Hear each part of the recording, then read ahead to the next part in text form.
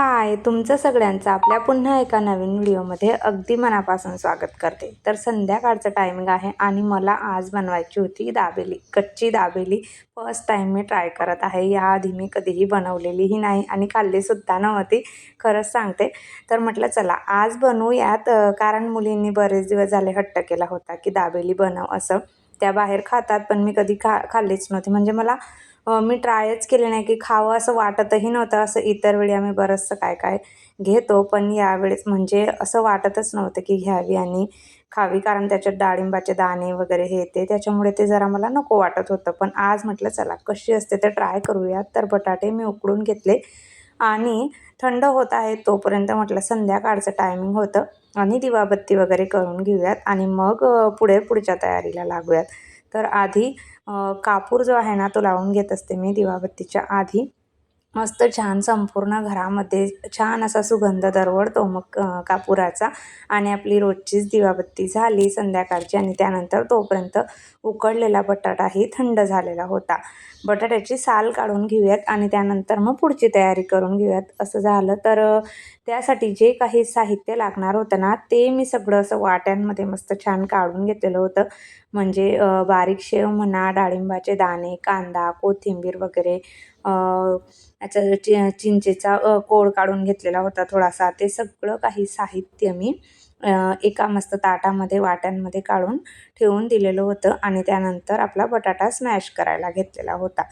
तर अगदी साधी, सोपी आणि अगदी लगेच झटपट होणारी अशी रेसिपी आहे. काहीच जास्त वेळ लागत नाही. फक्त बटाटे उकडले आणि बाकीचं साहित्य जे आहे ते कांदा, कोथिंबीरच कट करून घ्यायचं काम आहे. तेवढं जास्त कमी साहित्यामध्येच आपली दाबेली जी आहे ती तयार होऊन जाते.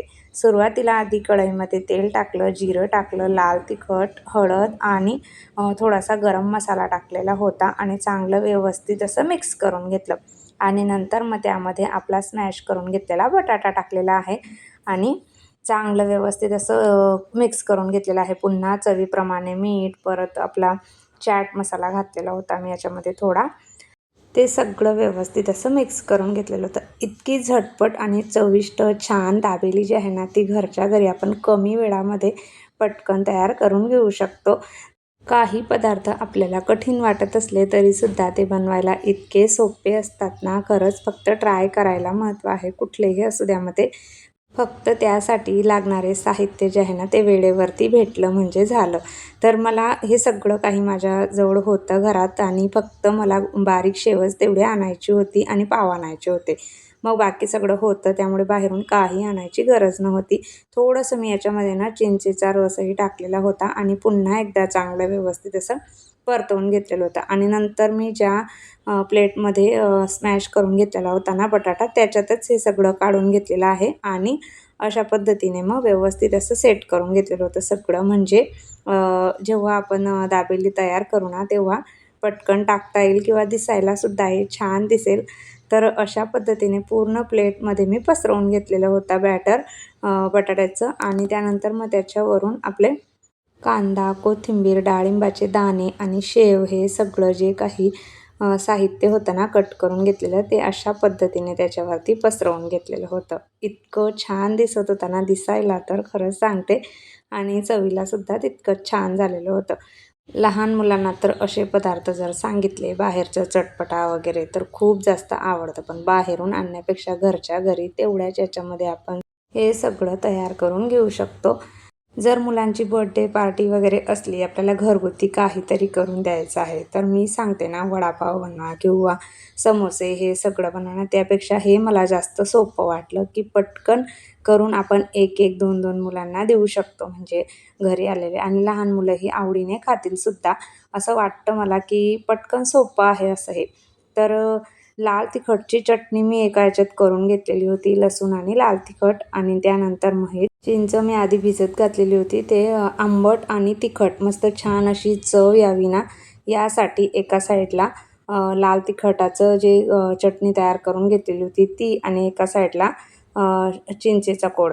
तर अशा पद्धतीने आणि जे बॅटर मी इथं तयार करून घेतलेलं होतं ना ते याच्यामध्ये अशा पद्धतीने पूर्ण व्यवस्थित असं भरून घेतलेलं होतं आणि परत पुन्हा त्याच्यावरून मग कांदा, कोथिंबीर आणि डाळिंब, शेव वगैरे जे आहेत ते सगळं साहित्य टाकून घ्यायचं. शेंगदाणे मी टाकलेले नाहीत. बरेच जण शेंगदाणे वगैरे टाकतात, पण माझ्या मुलींना शेंगदाणे आवडत नाही असे अख्खे जर म्हटले तर, त्यामुळे मी याच्यात ते काही टाकलेले नव्हते. नाही तर मसाल्यासारखे मस्त छान शेंगदाणे हे आपण परतवून घ्यायचे आणि नंतर याच्यात ते टाकू शकतो. ज्यांना आवडत असतील त्यांच्यासाठी सांगते, पण माझ्या घरात मुलींना आवडत नाही, त्यामुळे मी ते काही टाकलेले नव्हते. डाळिंबाचे दाणेच टाकलेले होते फक्त.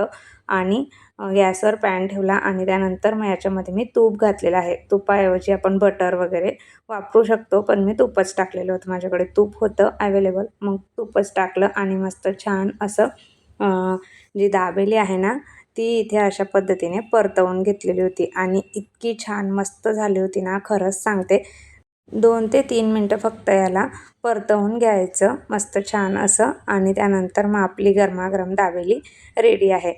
परतवून झाल्यानंतर जर आपल्याला हवं असेल तर वरून पुन्हा बारीक शेव टाकायची, डाळिंबाचे दाणे टाकायचे आणि अशा पद्धतीने थोडीशी कोथिंबीर वगैरे टाकून मस्त छान अशी कच्ची दाबेली आपली इथे तयार आहे. चला, कशी वाटली आजची रेसिपी ते नक्की सांगा. आवडला असेल व्हिडिओ तर नेहमीप्रमाणे लाईक करा, हाईप करा आणि पहिल्यांदा बघत असाल तर आपल्या चॅनलला सबस्क्राईब करा.